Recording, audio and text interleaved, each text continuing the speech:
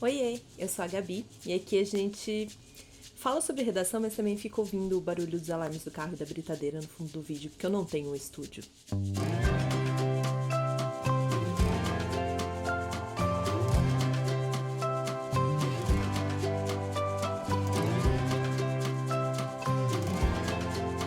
Vamos lá, né? Aqui é um pouco de vida real, um pouco de vestibular, e o vestibular é um pouco de vida real, então é tudo a mesma coisa. Seja bem-vindo de volta, bem-vinda de volta. A gente vai falar sobre a FUVEST de 2020. Eu fui fazer essa prova no começo de 2020 e a minha experiência com ela foi um pouco traumática. De qualquer forma, eu tô te contando isso porque caso você tenha uma experiência traumática com algum vestibular, minha sugestão é, com alguma prova específica, né? Volta, olha a coletânea, tenta entender onde você se confundiu, o que aconteceu, o que deu certo, o que deu errado. Eu fui prestar esse vestibular para fazer testes e percebi que era melhor fazer do jeito que eu fazia antes mesmo, porque meus testes não deram muito certo. Vou te contar então como eu fazia antes, porque isso vai te ajudar, vai me ajudar, vai ajudar todo mundo que for fazer uma prova de vestibular. Para a gente fazer uma FUVEST, é muito importante que a gente se organize. Não importa se vai ser numa estrutura super rígida, não importa se vai ser numa estrutura super ortodoxa, se vai ter ali a tese no final da introdução. A gente costuma recomendar porque isso ajuda, mas não porque isso seja fundamental, porque isso é a única forma de fazer essa prova. Então a minha sugestão aqui é que a gente vá lendo, vá pensando sobre a coletânea e que vá então interpretando para onde é que cada uma das informações poderia ir numa situação de prova. O tema era o que eu deixei aqui em destaque pra gente nessa ficha, o papel da ciência no mundo contemporâneo. E deixei aí o que eu entendo que a gente vai precisar fazer a partir desse destaque que a proposta dá. Vamos ter que entender que tipo de relação a proposta está sugerindo que seja feita com a ciência a partir da coletânea. Então, como todos os temas de redação, aqui a gente vai ter um recorte sobre essa ciência, né? Sobre alguma coisa que está acontecendo com a ciência, para que a gente consiga entender o papel, mas de qual parte da ciência? Da ciência como um todo, do conceito ciência, o que está rolando, né? O que está pegando? Então, o primeiro texto já era uma tirinha do Luiz Fernando Veríssimo, e a tirinha tem um título bem no cantinho, que é a História do Mundo 11. Então, eu imagino que seja uma sequência de quadrinhos que está mostrando a história do mundo, e esse especificamente está fazendo uma brincadeira com a invenção da roda. Em geral, a gente entende a roda como uma das principais invenções humanas, até deixei aí embaixo aqui da ficha, que a roda é considerada uma das mais importantes invenções humanas. E a ideia do inventor da roda ali, ele tá num quadrinho, tem um bonequinho parado, e aí tem um outro fugindo da roda, que foi ele mesmo que inventou. E aí o que tá parado pergunta, não foi você, né, que inventou a roda? Ele fala, sim, e já me arrependi, porque a roda vai e passa por cima dele. Então, deixei marcado aí pra gente o que é importante dessa tirinha, o que eu acho importante, tem milhares de outras interpretações possíveis, viu, gente? Mas o inventor da roda, ele é atropelado pela própria roda, e ele se arrepende de tê-la inventado.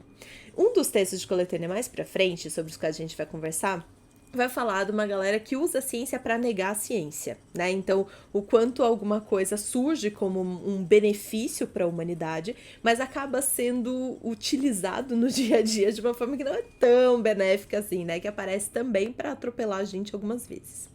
O texto 2 é um texto que eu gosto muito. Quando eu falo que eu gosto muito, eu tô querendo dizer que é um texto que depois que eu li, eu vira e mexe, eu cito esse texto. Eu volto e falo assim, então, mas é que lá na FUVEST de 2020 tinha um texto que, e o texto que é esse texto 2 aqui, que é do professor Oscar Sala, e ele fala que não tem muito como a sociedade ter um espaço para a ciência aparecer enfim, ganhar visibilidade se essa sociedade não tiver o que ele chama de clima cultural.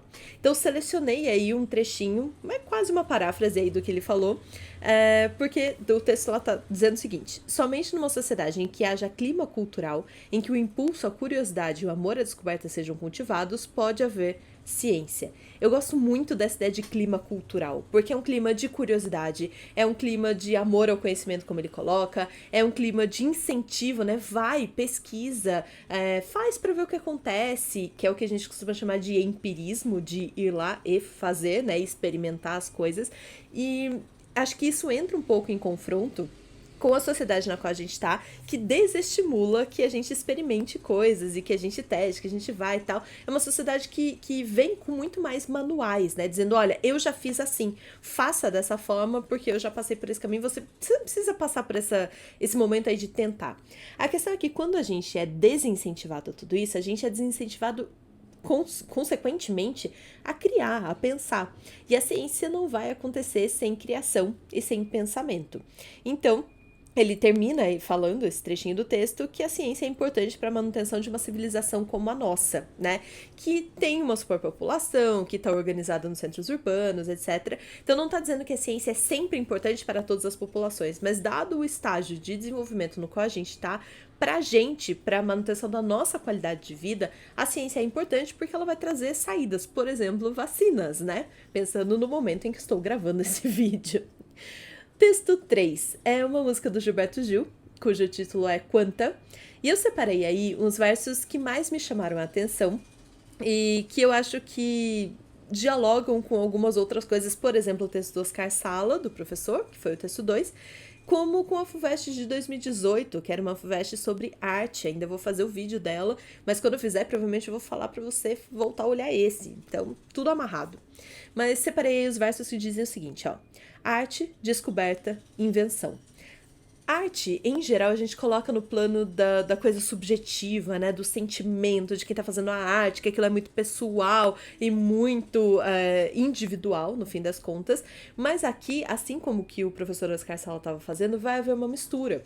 Vai aparecer a ideia de que tanto arte quanto ciência são representações de uma cultura. E o quanto mais essa cultura estiver disposta, então, à descoberta e à invenção, que são duas palavras que o Gilberto Gil coloca aqui, mais a gente vai ter de desenvolvimento. Continua. Teoria, em grego, quer dizer o ser em contemplação. Então, contemplação é eu tirar alguma coisa do cotidiano, colocar ali numa centralidade e ficar observando. Que é muito o que a gente faz em sala de aula, se você parar pra pensar, né? A gente fala sobre coisas, às vezes, que são super cotidianas, mas sobre as quais a gente não tá acostumado a reparar. É um pouco o que a gente tá fazendo aqui nesse vídeo também. Eu costumo usar muito em aula propagandas. Então, o que significa? A propaganda tá lá, às vezes passando na TV aberta, enquanto a gente tá fazendo outras coisas, lavando a louça, etc. E a gente não para pra prestar muita atenção nela. Mas, quando eu desloco ela daquele espaço e trago pro lugar e falar, vamos pensar sobre essa propaganda, eu tô, de alguma forma, contemplando. Então, tanto a arte, geralmente a gente associa a ideia de contemplação à arte, né? Tanto a arte vai ter esse tempo, esse espaço de contemplação, quanto a ciência vai precisar dele também. E aí vem o verso do qual eu mais gosto, que é: sei que a arte é irmã da ciência. Ou seja, as duas coisas estão muito juntas. De novo, vou repetir, né? Gosto muito dessa música e gosto muito do texto do professor Oscar Sala, porque a associação de arte e ciência não é uma associação óbvia. Mas é uma associação que a coletânea está estimulando que a gente faça. Tô falando, pensa numa sociedade em que, para que haja ciência, talvez precise haver arte. E como é a nossa relação com a arte? Bom, ela não é das melhores, né? Então, talvez isso ajude a entender a nossa relação com a ciência também, tá? E aí termina, ambas filhas de um Deus fugaz que faz no momento e no mesmo momento desfaz. Então a ideia de um ciclo de criação, de recriação, de movimento, e aquilo não é fixo, não é dado, não é verdade absoluta, não tá pronto e acabado. Então são coisas que precisam estar constantemente em movimento. O movimento tem muito a ver com o clima cultural, sobre o que a gente já conversou.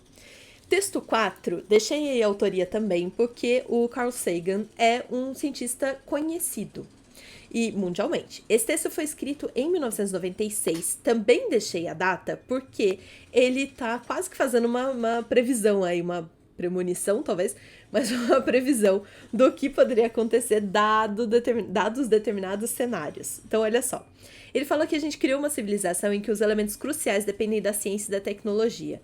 Tipo, essa vida que a gente vive nos grandes centros urbanos, mas nas cidades menores também, depende de uma série de tecnologias. A internet, a televisão, não sei, as nossas escovas de dente, tudo isso passou por desenvolvimentos tecnológicos.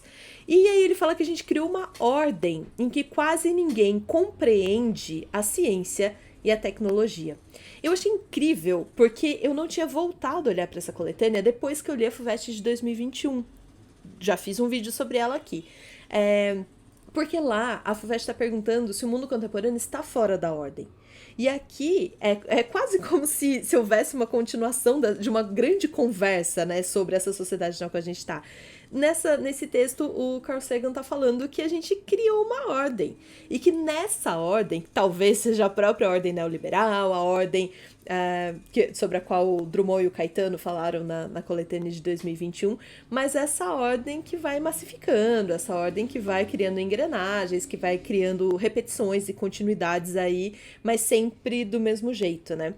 E que nessa ordem, então, ninguém entende ciência e tecnologia. E que essa mistura inflamável de ignorância e poder vai estourar, vai explodir na nossa cara, né? E aparentemente, quando a FUVEST traz isso para 2020, tem uma sensação de um leve toque aí, que é meio... Galera, ele falou lá em 96 que talvez essa relação esquisita aí entre poder e ignorância pudesse explodir na nossa cara. Será que explodiu alguma coisa? Não sei, né? Aí você me conta nos comentários se você acha que explodiu. Texto 5. Era um texto que dizia, eu separei aí uma das frases que mais me chamou a atenção, que algo estranho está acontecendo no mundo atual. E é justamente o texto que vai falar que as pessoas estão usando a ciência para falar mal da ciência. Então fala que a ciência é bastante desenvolvida nos dias de hoje, mas que é um paradoxo associado a esse desenvolvimento científico, que é o fato de que as mesmas pessoas que ligam seus dispositivos para adquirir e disseminar informações rejeitam a ciência e usam essa ciência, então, para espalhar fake news sobre a própria ciência, o que é uma maluquice, né? Então, quando a gente volta para a questão inicial que a FUVEST está propondo sobre o papel da ciência no mundo contemporâneo, a gente pode pensar que a ciência está disputando espaço com discursos menos científicos, mas ela fornece, então, ferramentas, e a partir do fornecimento dessas ferramentas, o fato de que a gente tem ignorância faz com que essas ferramentas sejam usadas, às vezes, para disseminar coisas sobre a própria ciência. Me lembra um pouco o primeiro quadrinho lá do Veríssimo, né? De o inventor da roda estar sendo atropelado pela própria roda. Então, talvez a ciência sendo atropelada por coisas que, enfim, só podem existir a partir da existência da própria ciência. Mas eu queria que você me contasse nos comentários qual papel você acha que a ciência tem, o que você sustentaria, como é que você defenderia, porque eu vou fazer outros vídeos depois pra gente olhar redações modelo desse tema, pra gente conversar sobre o que elas fizeram de legal, o que faltou, o que rolou, o que não rolou, mas vai ser interessante que você já tenha refletido sobre essas questões pra quando elas reaparecerem, você poder ir se organizando a partir delas também, beleza? Então, muito obrigada por ter me acompanhado até aqui. Desculpa o barulho de moto no fundo. Mas é isso, né, gente? A educação tem dessas coisas. Espero você no próximo vídeo.